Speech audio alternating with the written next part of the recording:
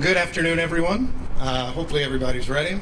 I'm Quinton, Mayor of Kansas City, and wanted to announce a few changes to our order. As you all may remember, back on March 12th, it seems like some time ago, we issued our first order relating to COVID-19. Over that time since, we've had stay-at-home orders. We've seen some release of those orders, but we continue to make sure that everyone in the public knows that COVID-19 remains a significant challenge in our community. We have seen a dramatic number of case increases, particularly over recent days, not just in Kansas City, Missouri, but throughout the metro. And we're trying to take, I think, some steps today, some important steps today, to ensure that we're limiting the spread of COVID-19. In our 9th amended order, which is now available online at kcmo.gov, we announced the following. One, that we're removing the 50% occupancy limit, except for bars and taverns. And so we're removing the 50% occupancy limit except for bars and taverns. But somewhat more significant, we're requiring face coverings when indoors in all public accommodations. And so requiring face coverings in all public accommodations. What are public accommodations, you might ask? Most any venue that is not a private home, a private club, or some sort of private establishment where folks go in and out. So your grocery stores, any number of buildings, not unlike this one, will require you to have face coverings when you enter. Our order will go into effect on Monday, June 29, and will run for a period of 2 weeks, at which time we'll evaluate once again to see if it's necessary. We have had many questions relating to the equity of orders like this one, and we are mindful of that. That's why Kansas City, and I've talked to Dr. Archer about it already, will, using funding that we've received relating to the CARES Act, be providing masks to those who will need them by placing them at community centers and partnering with social service agencies to ensure that we can provide masks to all those who may need them. We also continue to encourage all Kansas City businesses to make masks available to the extent they can, and will note that it is important for all businesses to comply. This is not a rule where we're looking to have, let's say, individual interactions, the police stopping an individual walking down the street. Instead, this will be complaint-based as relates to Kansas City businesses. There will be a few exemptions to the rule connecting to wearing masks indoors. One of those exemptions relates to minors, but we will note that there is strong guidance from the Centers for Disease Control and our own Kansas City Health Department that children over age 2 should wear face coverings, but minors will be a broadly exempted group under the order. We'll also note that people who have disabilities that prevent them from comfortably wearing or taking off face coverings, or that prevent them from communicating while wearing face coverings, or who have respiratory conditions, or who've been told by medical, legal, or behavioral health professionals not to wear face coverings will not need to do so. There's also a question as it relates to restaurants and taverns. Our direction is that all those who are not actively engaged in consuming food or drink, while adequately distanced, of course, should be wearing face coverings. So if you just sit at a bar all night, I guess, to watch everything, for whatever reason, then you should actually be wearing face coverings during that time. Again, I just wanted to take a moment before I turn it over to our healthcare professionals to note why we're taking this step. As we noted, Kansas City, Missouri has already had 3,236 confirmed cases. And sadly, at this point, 56 deaths. In our metro area, we're closer to 7,000 cases and 227 deaths. We've also seen that the Kansas City metropolitan area has broken records just this week, with 194 new cases on Wednesday. Our previous record was 193 new cases on June the 19th. We also see that in a number of other jurisdictions around our country, these rules have been applied, both in blue states, red, purple states, etc. And importantly for us, it isn't a political issue. Instead, it's an issue that's keeping people safe and hopefully saving lives. Washington, North Carolina, Nevada were the latest states to introduce mask requirements that went into effect this week. In Arizona, 28 counties, including Phoenix and Maricopa County, have added such an order. And in Florida, as many of you have likely seen, Miami, Fort Lauderdale, Tampa, St. Petersburg, and Orange County have all issued their own requirements. In Texas, and I think this is an important point for us, in Texas, we've seen their governor pause the reopening process and allowed certain counties to impose mask mandates.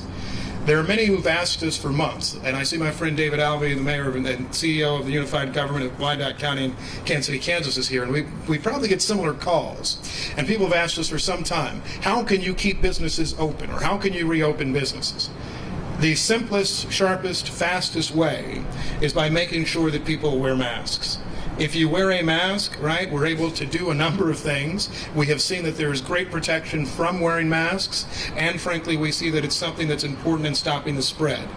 I'll remind all of you of a case you all know well, which was from Springfield, Missouri, and the case of the salon worker, the beautician, who was exposed to COVID-19, was infected with COVID-19, but who saw an excess of roughly 100 persons. None of those persons fell ill. And we all believe a significant part of that, the reason that that did not occur, was because she wore a mask as instructed by public health guidance. As somebody who had the chance to talk to the mayor of Springfield after that incident occurred, I know he had great fear that there would be a high spike in infections. But because these mask wearing rules, the face covering rules were followed, they were able to keep people safe in Springfield. That's the same thing we're asking for today in Kansas City. Just briefly on the enforcement question, we'll note that citations can be written to businesses or organizations that fail to follow this requirement. And businesses are to refuse customers who do not wear masks. And the health department will largely be our agency that's working with compliance.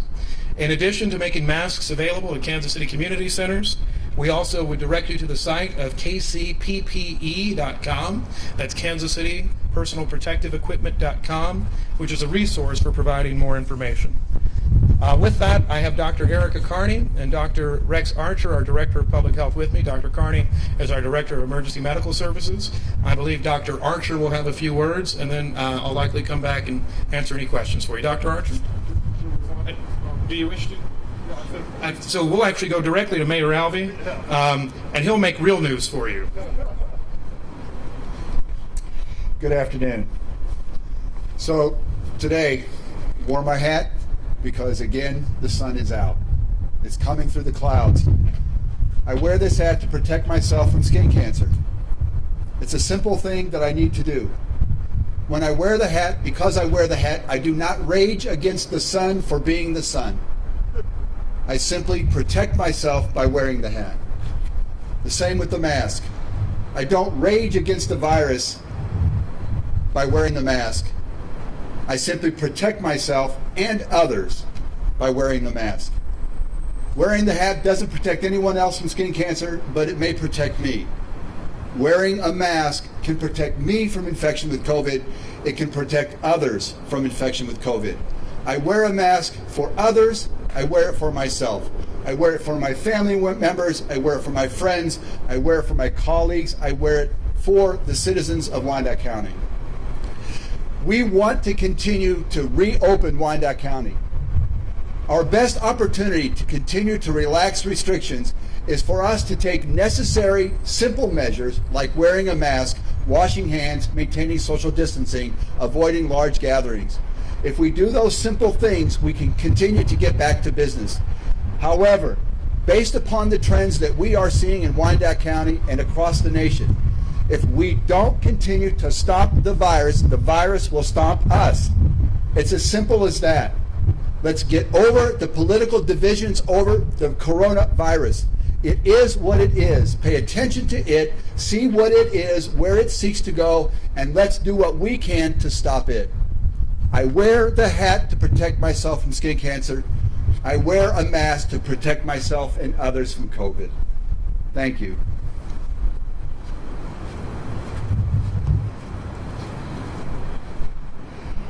Following those two is quite an act, and I just want to re-emphasize that we are learning about this virus, and that close to 50% of the people that get the virus don't show symptoms or don't realize that their symptoms, because they may have allergies or other things, are due to COVID.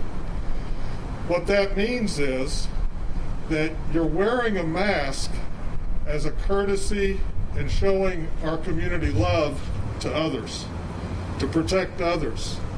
The high-risk folks that if they get this disease can end up in the hospital or worse.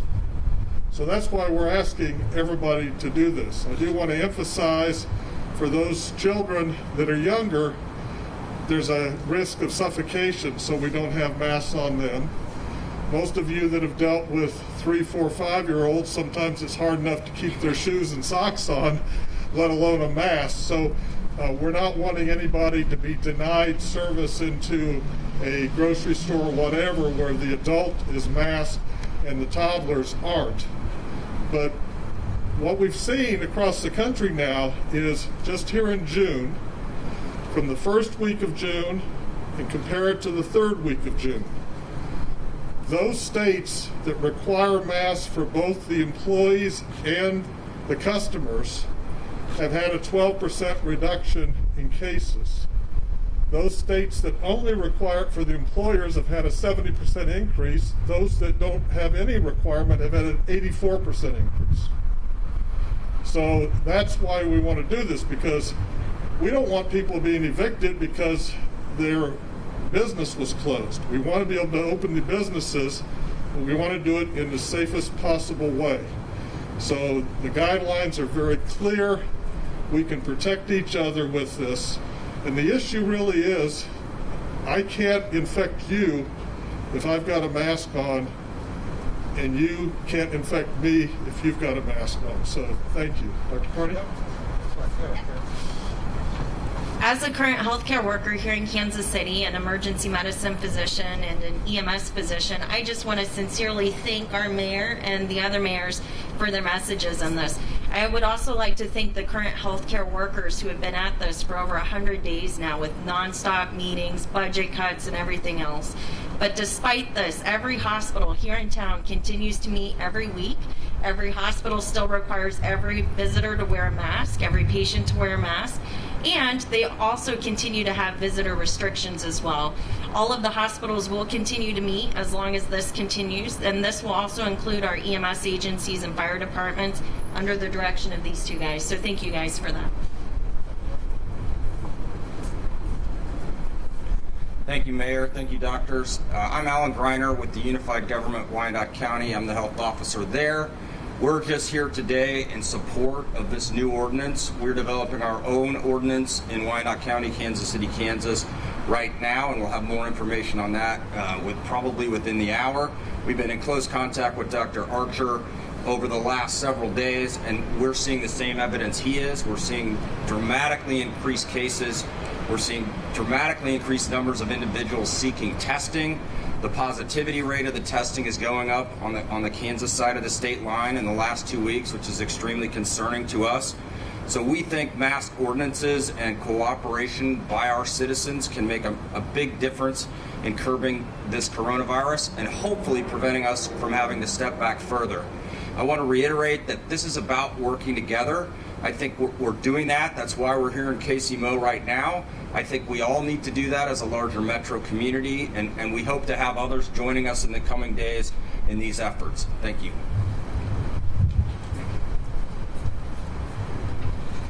All right. Well, thank you all, and thank you, Mayor Alvey, Dr. Greiner, for coming from Wyandotte County, Kansas City, Kansas today.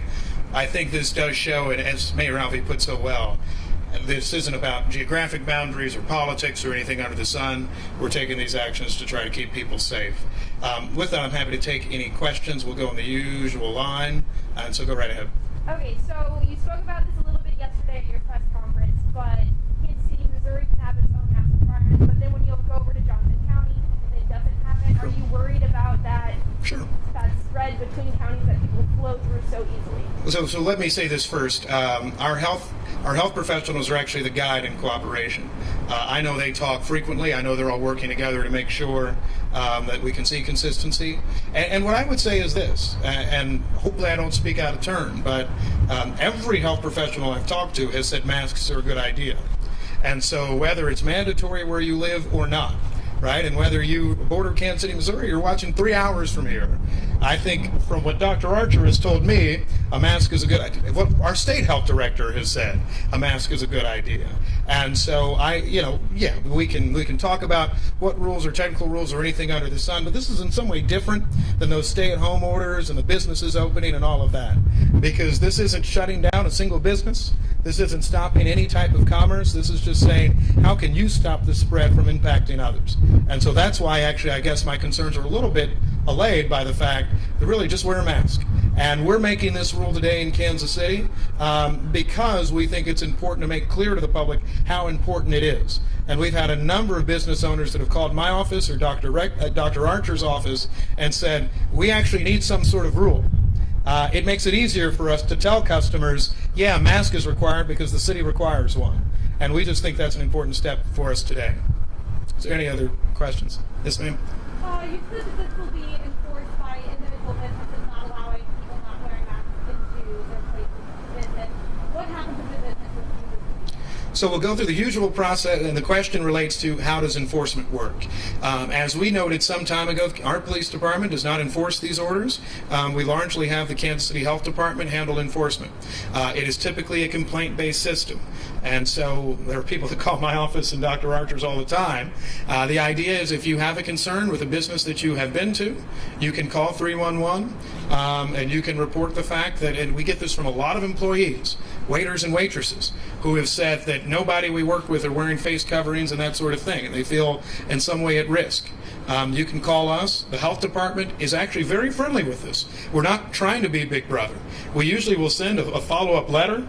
We'll then from there usually try to make some sort of contact with the business to get them to comply. I think regardless of your health department, it's not unlike our restaurant regulation realm where we try to see if there's good compliance, and only after that and only after a number of steps do we address more issues relating to any types of fines or necessary business closure, which would be the high end of the rules. I do think it's important to note this because a lot of people will ask and talk about their individual freedoms, right? There's a reason we're making a business focus on this or an institutional focus on this. We don't want anybody stopped on the street or an individual who has some concern to face some sort of penalties from it. But we do want to make sure people comply. And we think a good way to make sure that happens and that we stop that spread is when you're going to that crowded grocery store, just have a mask on. When you're interacting in those crowded environments, having a mask on. And this is just a rule for the indoors in Kansas City. So it seems as if there are lots of opportunities for you beyond that. But those are really the guidelines for what enforcement looks like for us. Yes, sir. Talk about businesses who look at the 50% restriction. I would imagine a lot of owners would be elated if that's happening. And by providing these masks or requiring them, we could see that we never pulled back down and people that were going to reduce the state rule. That's the first thing. Show it to the business owners. And second, are you disappointed other places did require them? It sounds like Wyandotte County would require them, and what about Jackson and Clay and Johnson? I'll take the second question first. Look, I think everyone that I have heard and every medical and health professional that I've talked to says that masks are a good idea for their communities. And so I think hopefully this action today, Mayor Alvey talking, Dr. Greiner talking, so many others, really just helps solidify that fact. And I'm elected to be the mayor of Kansas City, Missouri.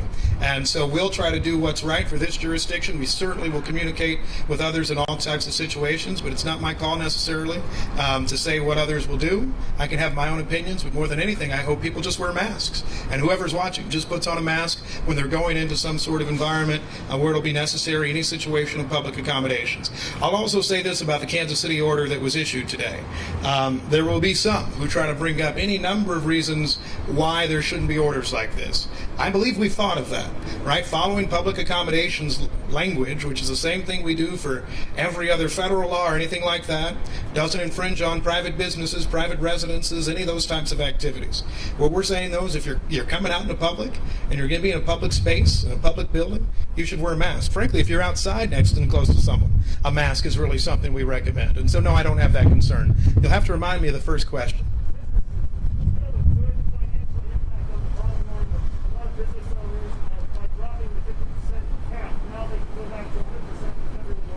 So yeah, in terms of business owners and the capacity rules, the idea is just going to be very simply this. We would really prefer if everybody was actually following our good distancing rules and everybody actually had a mask on. We're not as concerned with the numbers generally. We always want to be cautious, but I think what we're trying to say in this order, and certainly my conversations with our health department have been, we want people wearing masks, we want people washing hands, we want people really taking those steps that are ensuring that we're stopping and halting the spread.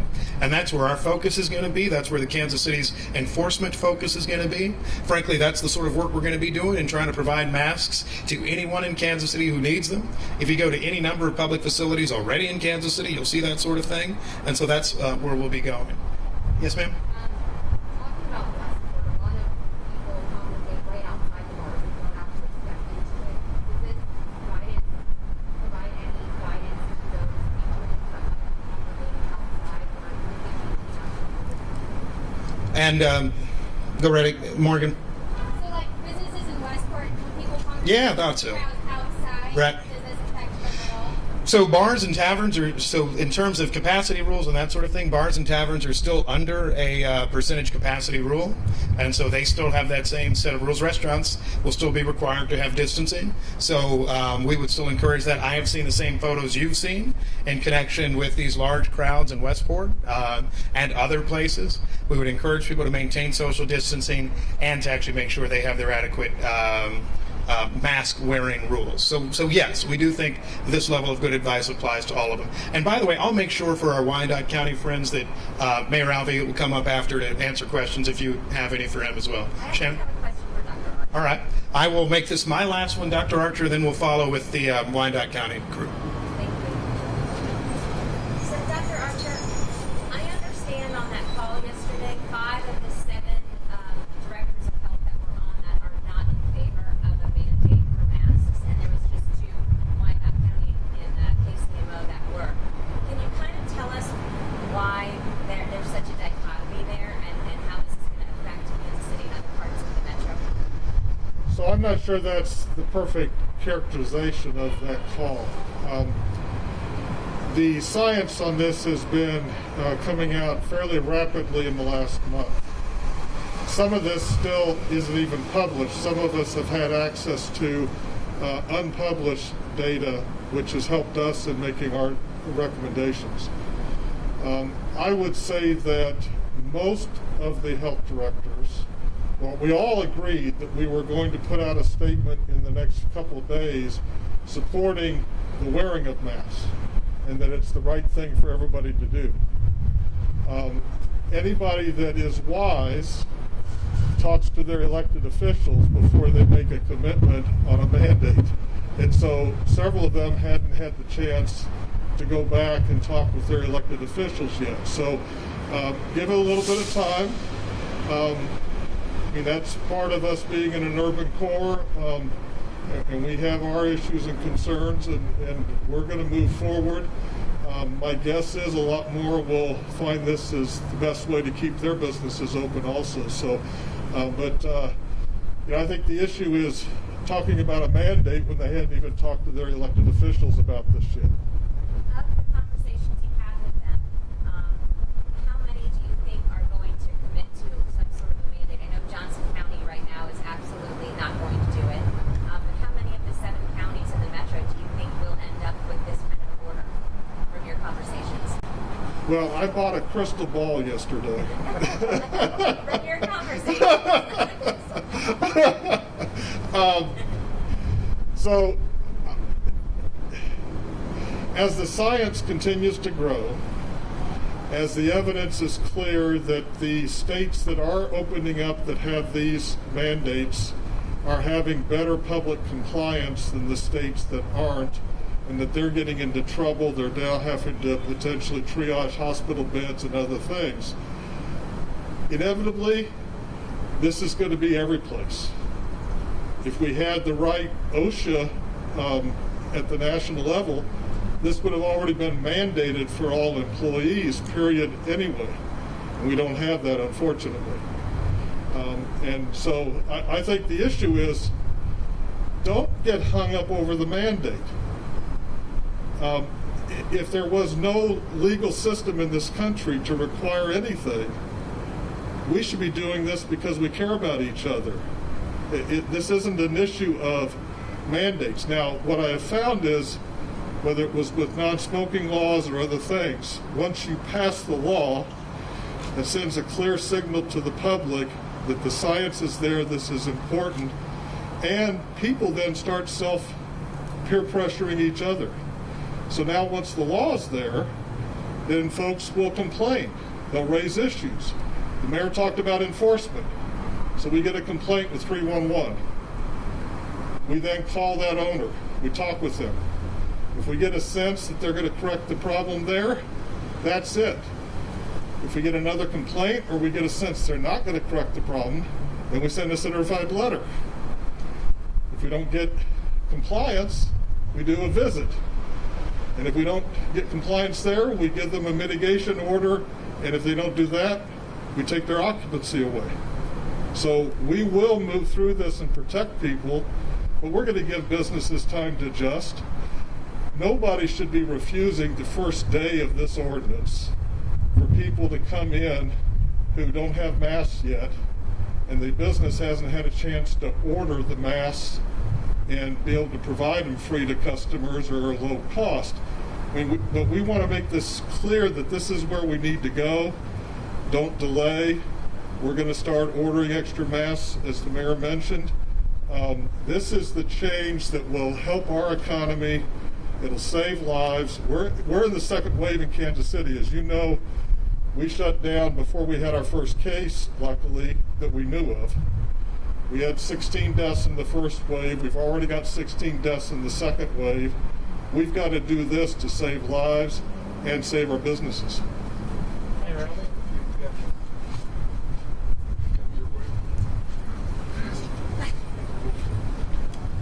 Thank you. Any questions? I'll be happy. Can you provide me details on what the guidance that will be coming later today from your office will look like? Dr. Greiner?